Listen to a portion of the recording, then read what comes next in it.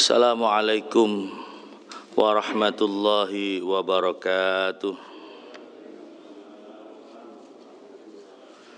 Bismillahirrahmanirrahim. Alhamdulillah thumma alhamdulillah ala jami'i ni'amillah.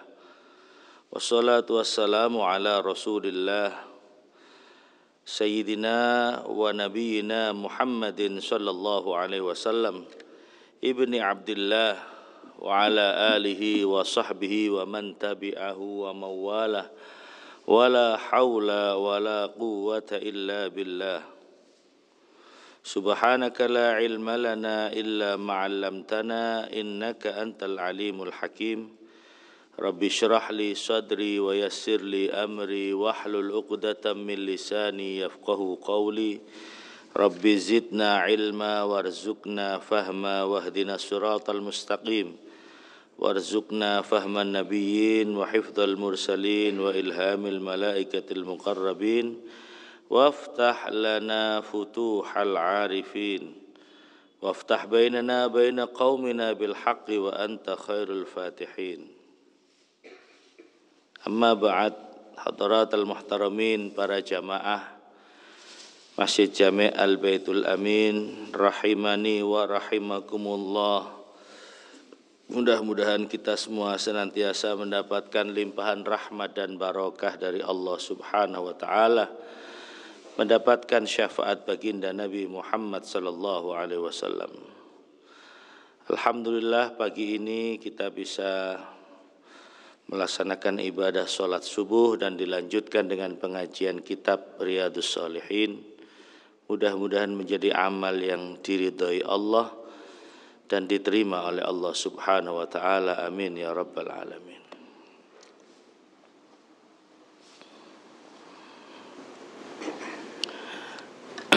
Melanjutkan pembacaan kitab Riyadhus Shalihin.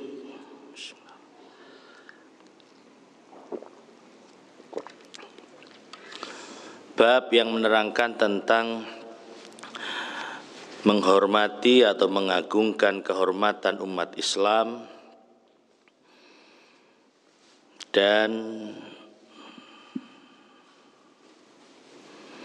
babu ta'zim hurumatil muslimin, menghormati kehormatan, mengagungkan kehormatan umat Islam, wa bayani huquqihim, dan menjelaskan tentang hak-hak mereka, wa syafaqah, serta menyayangi, mengasihi, wa alaihim wa rahmatihim, dan menyayangi mereka.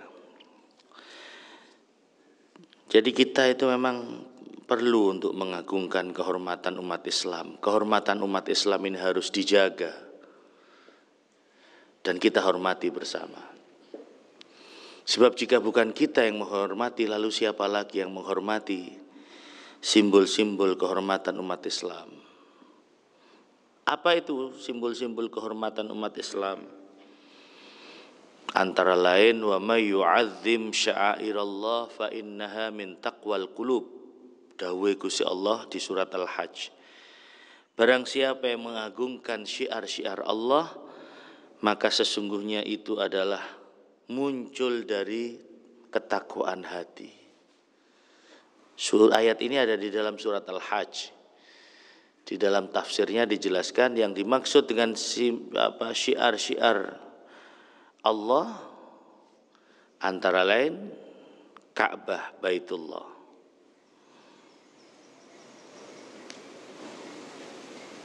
Rasulullah. Karena itu kalau ada orang yang melecehkan Rasulullah, menghina Kanjeng Nabi, seperti beberapa waktu yang lalu di Perancis ada yang mencoba membuat karikatur Nabi dan melecehkan Nabi, umat Islam wajar dan layak untuk tersinggung, karena ini menyangkut simbol-simbol kehormatan umat Islam. Ada masjid, umpamanya ana wong mlebu masjid sandale gak dibuka, sik nganggo sandal utawa sepatuan masuk masjid.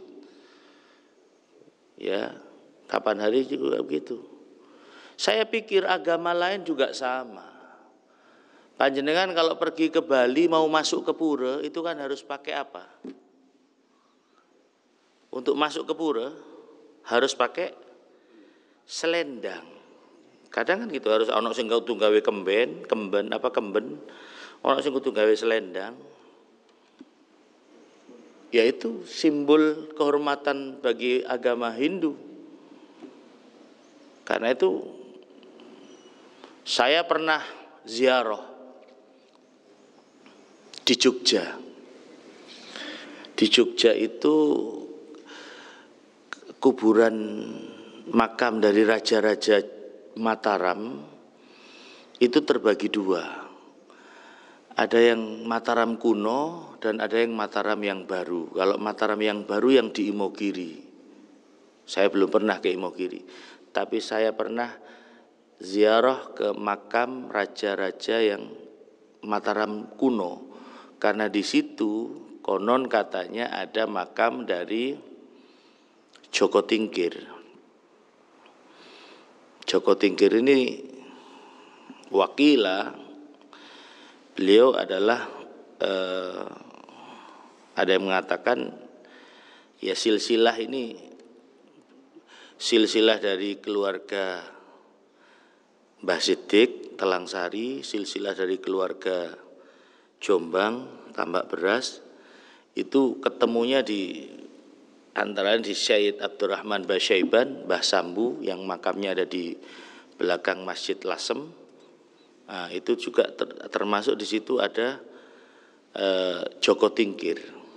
Makanya saya ziarah ke situ. Di makam Imogiri Mataram kuno. Dulu pusat kerajaan Mataram di situ. Pernah di situ. Jadi pendiri Mataram itu ada di situ makamnya. Kota Gede. Nah, di Kota Gede ada masjidnya di situ. Oke, jadi Pangeran siapa namanya itu? Mangkubumi apa siapa itu? Ya di situ pendiri kerajaan Mataram. Panembahan Senopati dan lain sebagainya, Ratu Kalinyamat dan lain sebagainya di situ makamnya, makam kuno. Itu untuk bisa masuk ke situ, saya harus pakai pakaian beskap, pakaian Jawa nih loh. Harus pakai pakaian beskap, lalu kemudian kudu gawe blangkon. Kalau enggak bisa masuk. Ya sudah, kita ikuti. Cuman ganti pakaian, ya mungkin budaya dan tradisi. Kalau mau sowan ke raja-raja itu dulu harus pakai pakaian Jawa. Itu bagian dari simbol-simbol. Orang Jawa punya simbol, orang Hindu punya simbol. Ya, kita juga begitu. Kita umat Islam. Gusti Allah dawuh, "Wa may yu'azzim sya'airallah fa innaha min taqwal qulub." Barang siapa yang menghormati, yang mengagungkan syiar-syiar Allah, maka itu adalah munculnya dari ketakwaan hati. Masjid, simbol-simbol agama, Quran. Jangan sekali-sekali melecehkan Quran. Karena ada ceritanya itu. Ada seorang dosen gitu mengatakan Quran ini kan hanya kumpulan kertas, hanya kertas yang di dalamnya ada tulisan-tulisan. Tapi Quran itu sebenarnya bukan di sini, tapi ada di Lauhil Mahfud. Yang turun ini kan hanya waktu turun dari Allah melalui malaikat Jibril kan bukan dalam bentuk tulisan, dalam bentuk ya wahyu, lesan. Baru kemudian pada zaman sahabat Abu Bakar ditulis di pelepah-pelepah kurma, di kulit-kulit binatang dan lain sebagainya.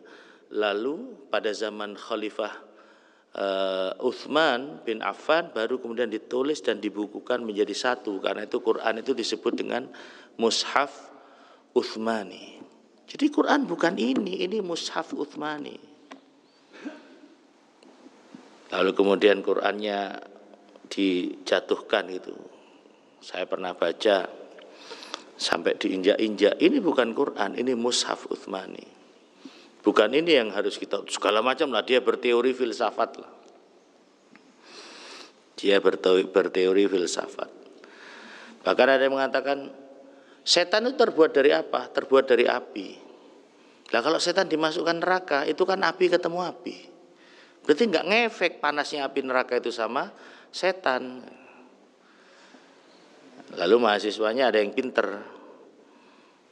Akhirnya orang yang ngomong begitu ditempeling pipi nih. Tempeling. Loh kok nempeling? Loh iya. Tangan ini terbuat dari apa? Antara lain ini apa? Kulit. Pipi sampean kulit. Jadi pipi ketemu kulit kan mestinya gak loro oleh kulit ketemu kulit. Podone geni ketemu geni. Termasuk ya ini yang saya pernah baca itu. Profesor ini mengatakan Allah itu tidak ada. Buktinya mana? Kita tidak bisa membuktikan adanya Allah. Kita tidak bisa melihat, kita tidak bisa menyentuh, kita tidak bisa membuktikan adanya Allah. Ini dosen zaman dulu, zamannya ateis dan komunis. Lalu mahasiswanya ada yang pintar dan cerdas. Bapak ini juga, coba Bapak punya akal. Mau punya, coba tunjukkan mana akal Bapak. Katanya Bapak berakal. Coba tunjukkan, ya ada di sini. Mana itu kan otak bukan akal. Berarti Bapak tidak punya akal karena tidak bisa membuktikan mana akalnya Bapak itu mana. Ya kadang istilah Gus Baha hari-hari ini kan beliau mengatakan napa jenenge kadang-kadang perlu gerakan cangkem rusak niku kadang-kadang perlu. Ya napa maksudnya gerakan cangkem rusak? Ya lek ana wong koyo ngono iku cukup diladeni nganggo cangkem. Sama orang ada halnya orang yang menanyakan mana dalilnya orang kalau setelah selesai sholat lalu salaman. Setelah selesai sholat lalu salaman, mana dalilnya? Hadis Quran Quran hadisnya mana? Kalau untuk menjawab pertanyaan seperti ini kadang-kadang tidak perlu pakai Quran hadis. Cukup pakai logika berpikir saja. Cukup pakai lesan saja. Lah, kalau umpamanya orang bersalaman setelah sholat itu dianggap tidak ada dalilnya dan itu dianggap bid'ah, dianggap salah. Lah sampean kalau habis sholat lalu kemudian sampean sakit perut, sampean kejeding, itu ada dalilnya apa enggak? Atau ketika sholat HP-nya dimatikan lalu setelah sholat lalu kemudian HP-nya dihidupkan, itu ada dalilnya enggak? Enggak ada dalilnya, kan enggak ada hubungannya dengan ibadah. Yo, wong ndak ono hubungannya sama ibadah aja boleh dikerjakan. Apalagi kalau ada hubungannya dengan ibadah.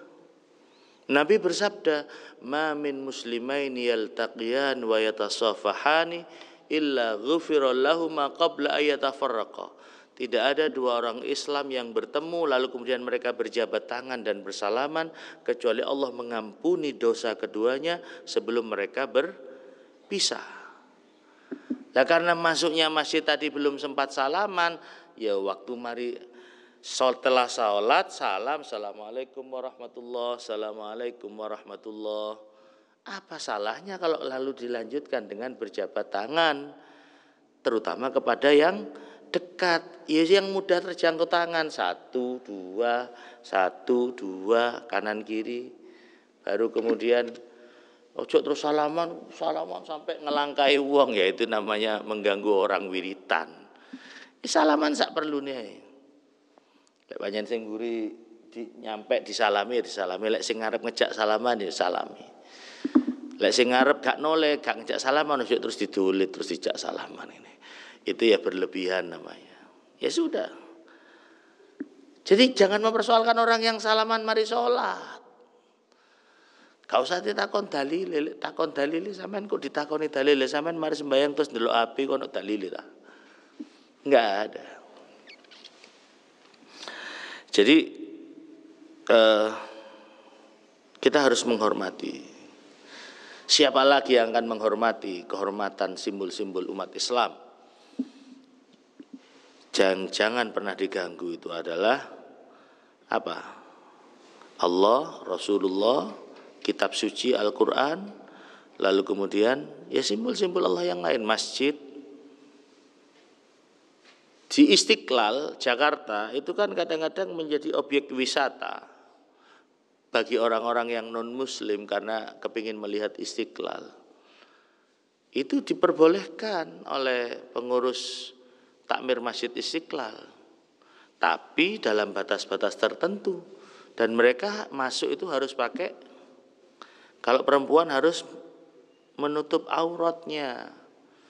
Dulu pernah kalau tidak salah Presiden Amerika yang namanya Obama, karena Obama ini masa kecilnya di Jakarta. Obama ketika berkunjung ke Indonesia, dia berkunjung ke Istiqlal. Ya istrinya harus pakai jilbab untuk menghormati ini masjid. Nah, dan kita harus berani untuk menerapkan aturan itu. Ada orang yang ingin melihat keindahan Masjid Jami' Al-Baitul Amin karena dianggap arsiteknya kayak jamur katanya. Kayak jamur. Mereka mau masuk masjid. Kalau orang Islam ya tentu masuk masjid dipersilahkan untuk sholat sunnah tahiyatul masjid. Kalau yang bukan muslim ya boleh melihat, tapi ya harus menghormati bahwa ini adalah rumah Allah, Baitullah.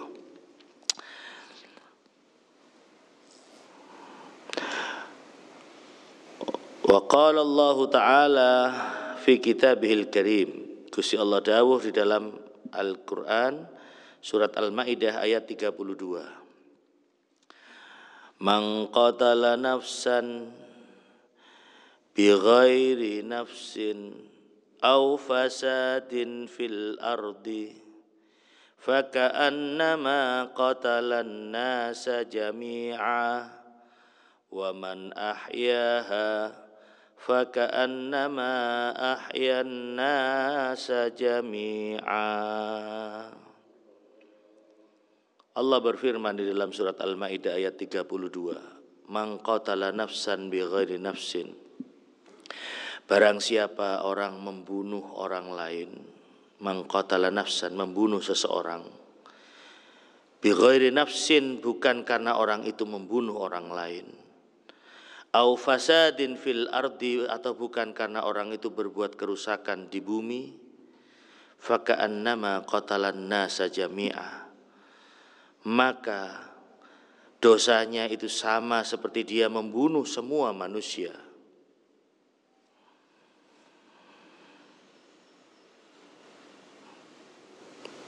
Sebaliknya, waman ahyaha, dan barang siapa yang memelihara kehidupan seorang manusia, faka'annama ahyan nasa jami'ah, maka dia seperti telah memelihara kehidupan semua manusia. Maksudnya bagaimana tafsir dari ayat ini? Barang siapa yang membunuh orang lain dengan tanpa sebab. Dengan tanpa sebab itu artinya bukan dalam kondisi perang. Kalau dalam kondisi perang, ya pilihannya hanya ada dua, membunuh atau dibunuh. Itu dalam kondisi perang, jihad. Itu darurat, boleh membunuh orang lain. Di sini disebutkan membunuh orang lain ini bukan hanya membunuh orang yang agamanya sama dengan kita, tapi membunuh orang yang beda agama kalau tanpa sebab itu tidak boleh. Lalu atas nama apa orang yang melakukan teror dengan membuat bom bunuh diri di Bali beberapa waktu yang lalu, yang menewaskan sekian banyak orang, dan di antara mereka juga ada orang yang seagama. Atas nama apa mereka membuat bom seperti itu?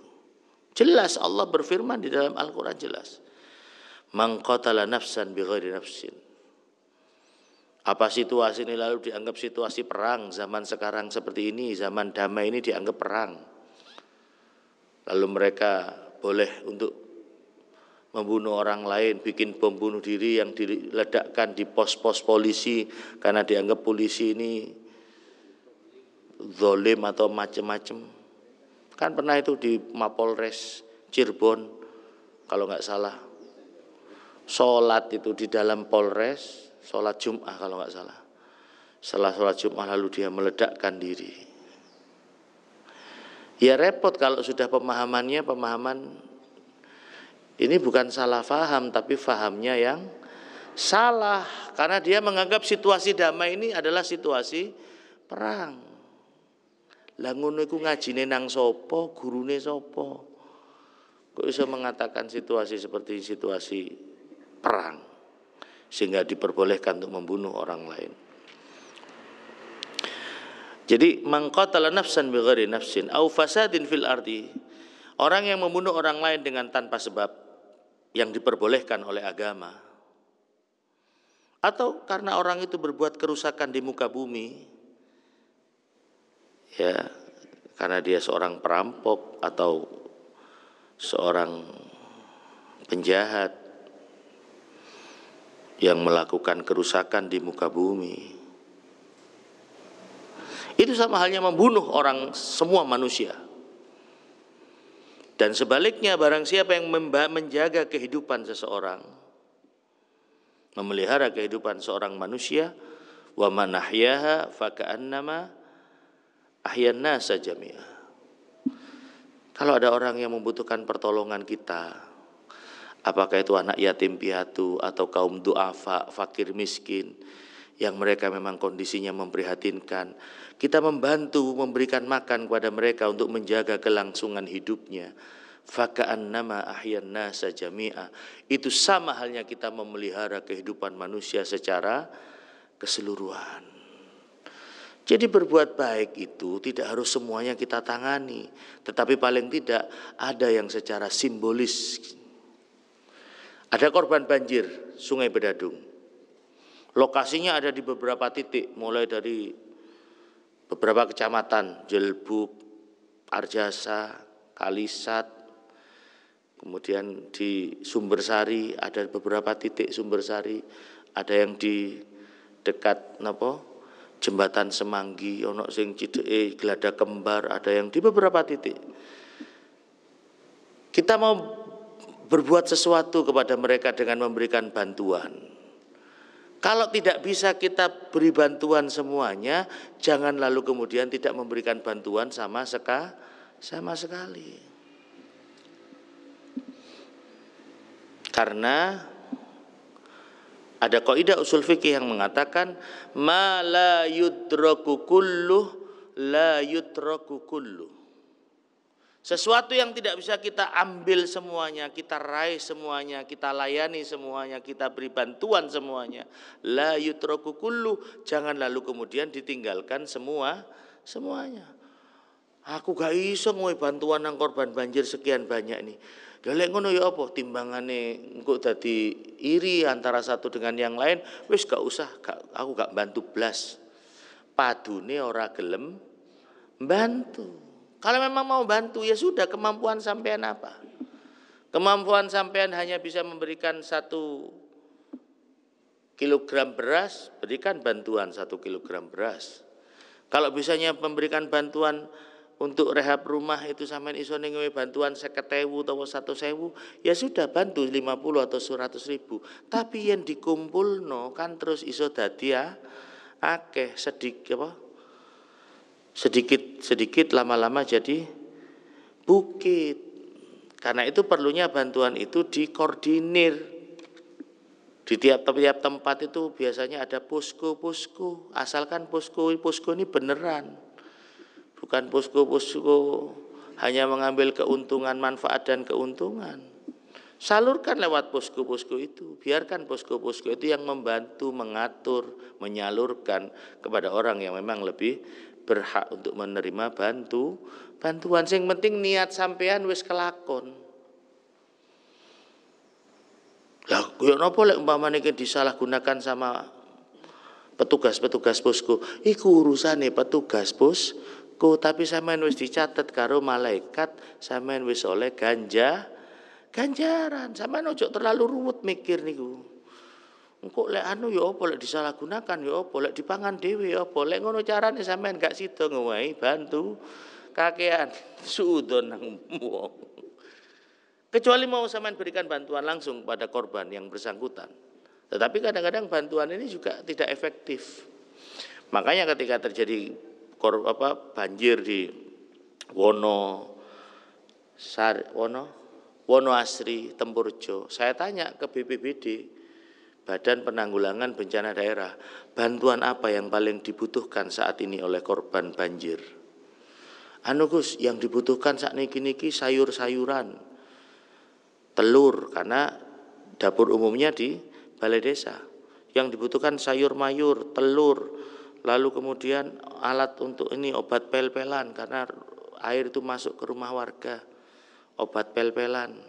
Ya sudah, karena saya sudah tanya apa yang paling dibutuhkan, saya menyediakan kulaan sayur nang Sukorambi, Koron panjen Sukorambi daerahnya nandur sayuran. Mari ngono sing duwe peternakan telur, saya beli peternakan telur, saya beli telur. Beli obat-obat pel-pelan, lalu ada yang bantu beras, ada yang bantu macam-macam. Ya, akhirnya itu yang kita serahkan di Pusko, silahkan dikelola oleh Pusko di balai desa untuk disalurkan kepada masyarakat, karena kita tidak bisa langsung memberikan bantuan kepada masyarakat karena kita tidak tahu di mana yang paling membutuhkan supaya tidak tumpang tindih bantuan. Ketika terjadi banjir kemarin di daerah Bedadung, saya tanya lokasinya di mana saja, ada beberapa titik. Lalu kemudian apa yang paling dibutuhkan? Ini. Ya sudah. Kita serahkan, kita turun ke beberapa titik. Tidak bisa menjangkau semuanya, jangan lalu kemudian ditinggalkan semuanya. Ambillah yang terdekat dengan kita dan yang kondisinya paling parah. Itu. Waman ahyan nasa waman ahyaha faka'annama ahyan nasa jami'a. Sapa wong sing memelihara kehidupan seorang manusia, maka sama halnya dia telah memelihara kehidupan semua manusia. Satu hadis masih kurang 8 menit Isyraq. Sekalian supaya oleh ganjarane haji umroh. Durung iso budal nang Mekah, ya bisanya setelah subuh begini ngaji sampai ngenteni terbitnya matahari. Setelah itu jenengan ojo langsung pulang, sholatlah 2 rakaat. Sholat sunnah Isyraq namanya. Dan Nabi bersabda, orang yang setelah sholat subuh dia tidak keluar dari masjid dan dia tetap duduk ngaji, zikir sampai terbitnya matahari. Lalu kemudian setelah matahari terbit kira-kira dapat antara 5-10 menit, kita sholat 2 rakaat di situ, maka kata Nabi apa? Pahalanya sama dengan mengerjakan pahala ibadah haji dan umroh tamah. Sempurna. 3 kali Nabi mengulang itu. Dan hadis ini hadis sahih. Dadi lek durung iso budal nang Mekah ya wis ngaji. Masih rada ngantuk-ngantuk sithik, sing golek sendenan nggih. Sikile sembojong ndak apa-apa. Sing penting sampean melok ngrungokno niat ngaji. Setelah itu kemudian nanti kita sholat sunnah 2 rakaat. Sampean mulai langsung kok nang omahe jenenge sampean tambahi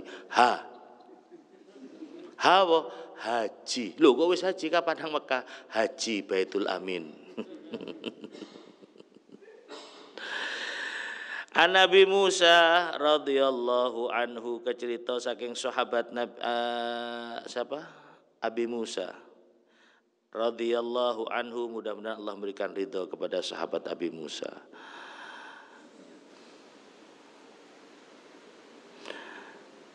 Qala dawu sapa Abi Musa, qala Rasulullah sallallahu alaihi wasallam, Allahumma shalli ala Muhammad. Gusti Kanjeng Nabi dawuh, Rasulullah utusan Allah sallallahu alaihi wasallam, mudah-mudahan Allah memberikan keselamatan kepada Kanjeng Nabi. Kalau Allah memberikan keselamatan kepada Kanjeng Nabi, memberikan rahmat kepada Kanjeng Nabi, maka kita umatnya juga akan dapat kebahagiaan, rahmat dan selamat dari Allah. Karena ketika kita tahiyat, ketika Kanjeng Nabi ketemu dengan Allah pada waktu peristiwa Isra Mi'raj, Allah menyampaikan ketika Kanjeng Nabi mengucapkan at-tahiyyatul mubarakatus sholawatut thayyibatu lillah. Kanjeng Nabi mengucapkan salam kepada Allah dengan mengucapkan at-tahiyyatul mubarakatus sholawatut thayyibatu lillah.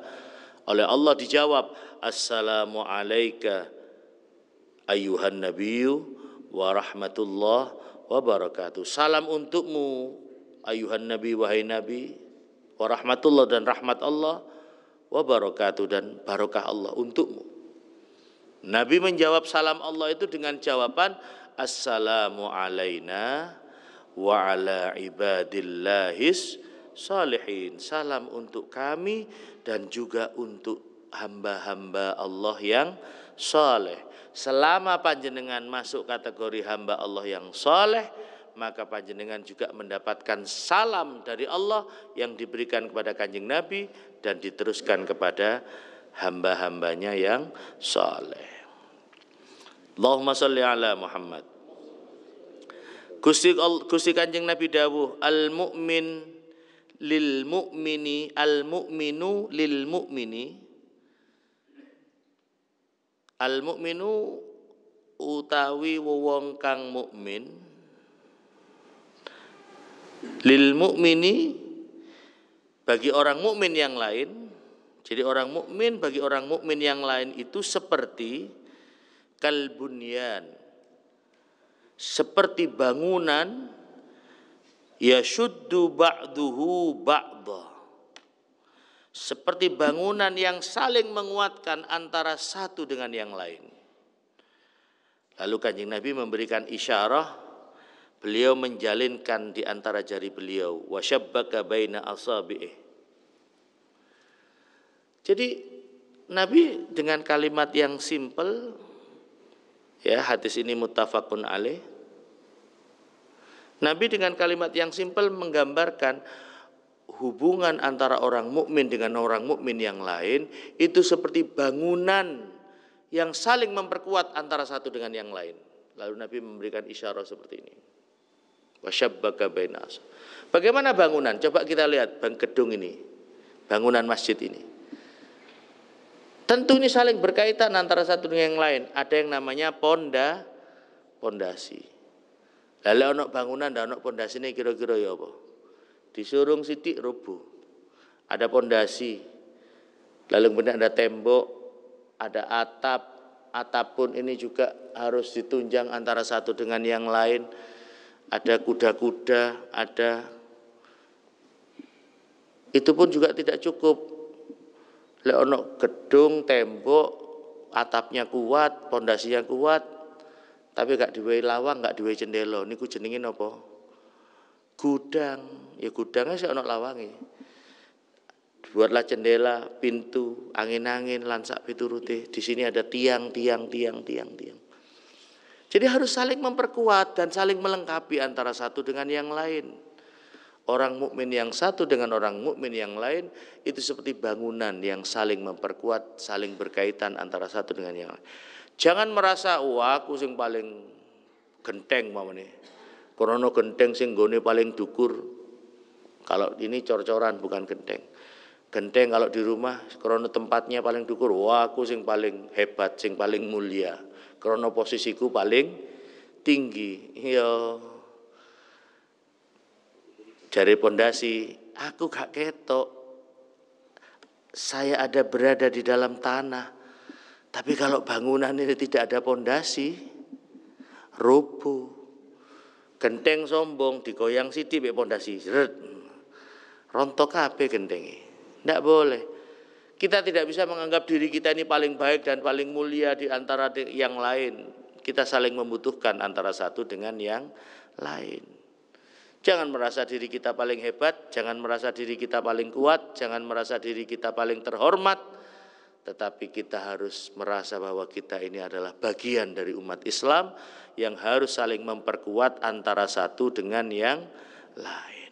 Niki para hadirin para rawuh. Hadis ini muttafaqun alaih mengingatkan kita semua jangan sombong. Ya, kita harus saling bekerja sama, tolong menolong. Gusti Allah dawuh di dalam Al-Qur'an, wa ta'awanu 'alal birri wat taqwa wa la ta'awanu 'alal itsmi wal udwan.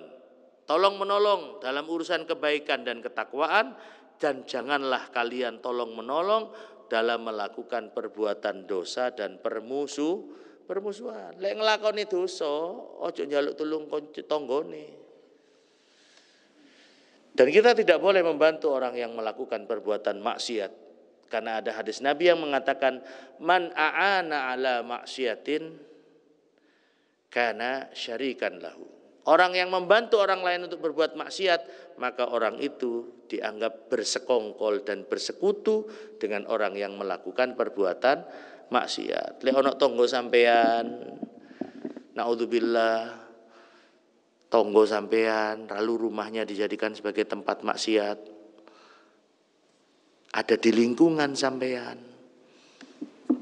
digawe nggone maksiat. Ya, nggone maksiat itu bisa jadi rumah bordil, bisa jadi tempat rumah judi, bisa jadi rumah macam-macam. Sampean jangan diam saja, karena kalau sampean diam saja, ketika Allah menurunkan azab, maka semuanya akan kena. Ta'awanu 'alal birri wat taqwa. Ayo gotong royong kerja bakti, memperbaiki selokan supaya gak banjir. Ada masjid di situ atau musola, kita bersihkan bersama, kita perbaiki bersama. Itu bagus. Ta'awanu 'alal birri wat taqwa. Tapi wala ta'awanu 'alal itsmi wal udwan. Jangan tolong-menolong dalam perbuatan jelek dan maksiat atau permusuhan. Kadang-kadang kan ada itu konflik antar perorang, lalu kemudian dia terima, akhirnya ngejak bolo sak kampung, akhirnya terjadi tawuran antar warga. Di Jakarta banyak sering kali terjadi. Jadi tawuran itu kampung kene karo kampung ini gegeran. Asal muasalnya hanya persoalan pribadi dan pribadi, tapi kemudian ada solidaritas. Kita tidak terima kalau warga kita ini ada yang disakiti, karena itu kita harus melakukan pembelaan. Akhirnya tukaran antar kampung. Itu tidak boleh. Wala ta'awanu 'alal itsmi wal udwan. Nggih, niku mawon sing saged kula atur sampaikan, mengingatkan bahwa nanti malam kita memasuki malam 1 Rajab, dan termasuk malam yang mustajabatud doa, di mana doa itu akan dikabulkan. Ada 5 malam. Tirose Imam Ghazali di dalam kitab Ihya mengutip dawuh Kanjeng Nabi, ada 5 malam yang waktu itu doa akan dikabulkan. Malam apa saja? Yang pertama malam Jumat, seperti tadi malam Jumat. Alhamdulillah tadi malam di sini ditempati Ratibul Haddad dan sholawat pengajian. Malam Jumat.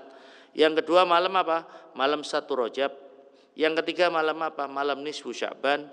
Yang keempat malam apa? Malam Idul Fitri. Dan yang kelima malam apa? Malam Idul Adha. Kenapa kok malam Lailatul Qadar tidak dimasukkan? Karena malam Lailatul Qadar itu kita tidak tahu kapan waktu yang pasti. Apa malam 21, 23, 25, 27, 29 Ramadan, 10 hari terakhir, wallahu a'lam. Karena itu yang disebut di sini adalah malam-malam yang pasti-pasti saja. Malam Jumat. Karena itu setiap malam Jumat jangan lewatkan begitu saja.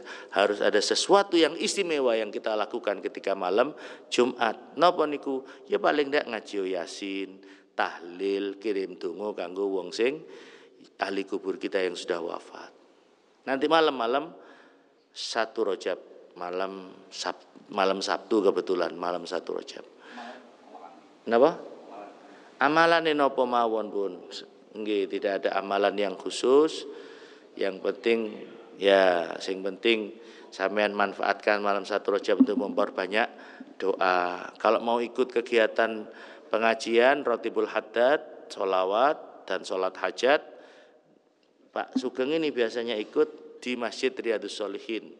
teng ngajeng teng griya di rumah nanti malam kebetulan pengajian rutin malam Sabtu sekaligus malam 1 Rajab. Monggo nanti malam diaturi rawuh yang dekat dengan Riyadhus Shalihin bahwa sedekah sampean nggawa kotaan apa nggawa napa tumpengan sak karepe sing penting niat sedekah.